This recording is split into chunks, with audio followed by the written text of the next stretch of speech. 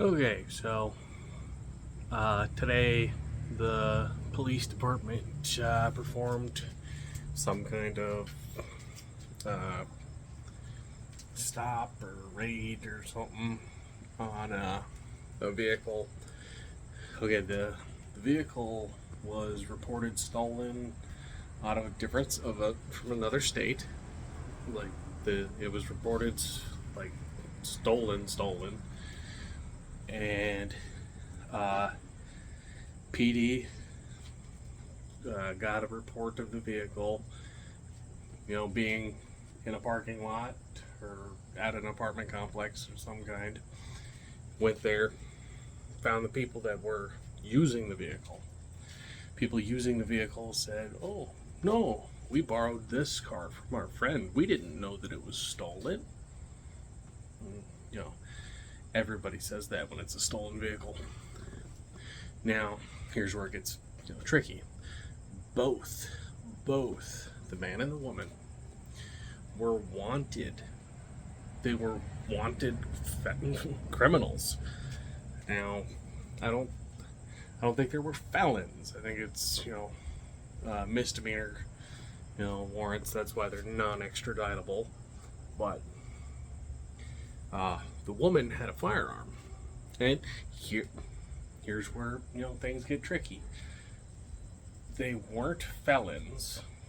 They have no felony charges, so therefore they can own and purchase and carry firearms. That's just how the law works. Some guy commented saying, "Oh, that's Arizona law for you." No, that's not Arizona law. That's not Arizona law at all. That's, countrywide. That's almost every state, unless it's strictly in the state's rules and regulations. Now, what pisses me off is these people were in possession of a stolen vehicle. They had lots of drugs on them. They had lots of drugs in the place that they were renting.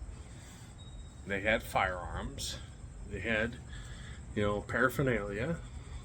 And they're the ones that were in possession of a stolen vehicle. Yet the police released them without bond or bail or whatever. And the vehicle was taken by a tow company, to be, released to the owner or whatever, or, as evidence. And that really pisses me off.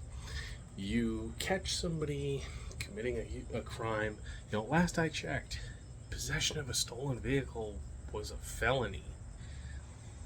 And it's even bigger because, this car is from across the country. Stolen from across the country and driven here. Now, it really pisses me off that, people like this, they steal, and then the cops have to let them go because, their hands are tied. We just had a raid on, the other side of that area at another place near the park, and the four main people had a combined 200 arrests within the past, I think, 2 years. So we're talking each person having 50 arrests on average in 2 years. And it's all drug crime, possession with intent to sell, possession, sales, theft, robbery, all kinds of stuff. Yet they're just put out back out on the street. I talk about this all the time with everybody in town. We need stricter DAs. We need to get rid of this freaking bullshit, revolving door. My best friend growing up was busted manufacturing heroin. $50,000 worth of heroin was in his possession on his property. He was right there making it when they caught him. he received a fine. A fine. They got him for destruction of evidence, attempted destruction of evidence, attempt to flee, possession with intent to sell, manufacturing. They got him for so much, and then they had weapons charges on him. And you know what the DA did? DA cut him a deal. He got 6 months probation and a fine. 6 months probation and a fine. He now works at a casino across the river. And he's working EVS or something like that, or stewards. So he's now, got keys to people's rooms. I mean, he's proven that he can't be trusted, and yet all of his crimes were all bumped down to non-criminal charges, and he filed with the state to have his rights restored. Now even though he's got all these charges against him, he got his rights back to vote, and he's got right to carry, he got a right to purchase firearms. I mean, there's something seriously fucked up with the legal system. I mean, hell, manslaughter. If you accidentally kill somebody in the commission of a non-felony crime, such as burglary,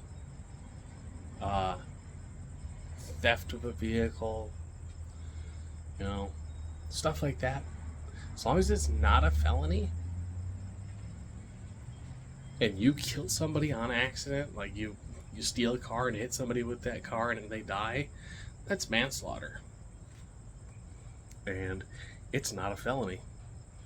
You can get out of jail or whatever, and it's misdemeanor. You can go out buy a gun.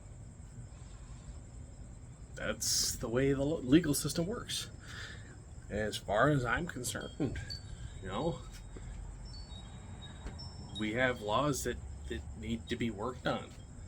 I mean, hell, you got people out there day in, day out stealing thousands of dollars worth of stuff, and they knock people over, they push people down, they assault people, but it's not, assault isn't a felony, so it doesn't take away your rights.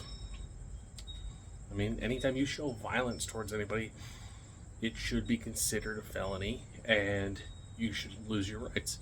That's just how I look at it. And I'm a gun owner, but I'm the type of gun owner that I'm not out there hurting anybody, so I have that right.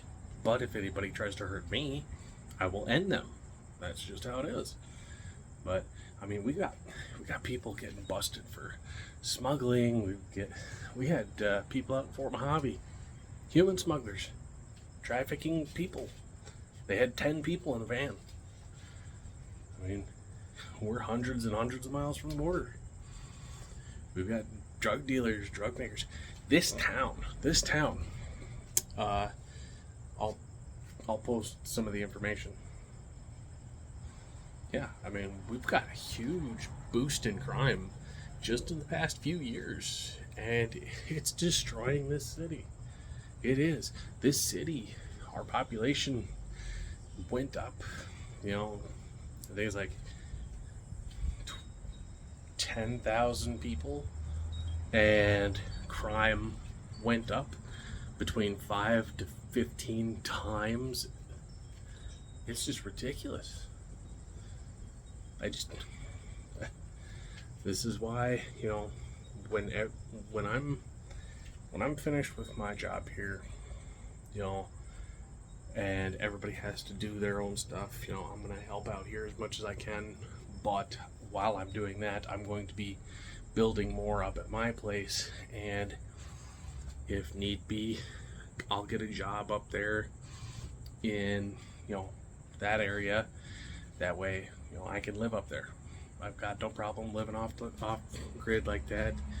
Go to town, get water, pay somebody to bring me water. I've got no problem with that. If I just drive the way I need to drive, get to work, do my work, go home. I've got no problem with that at all. But what I got a problem with is living in a town where everywhere you look, crime. It's ridiculous. With this Bullet City in this area,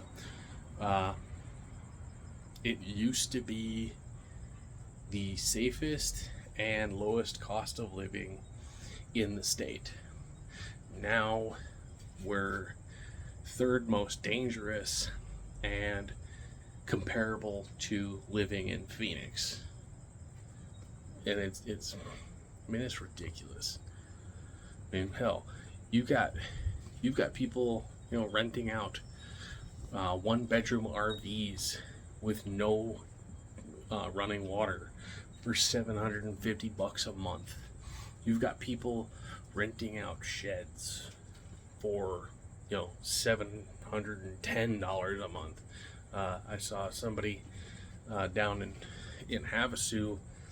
It's a 5-bedroom house, and it's for rent for like $6,500 a month, but no utilities, no water, no trash. That's all on you, but you're paying out the nose.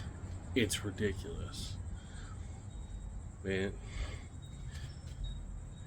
This place is going downhill fast, and it's just sad. It's just fucked up.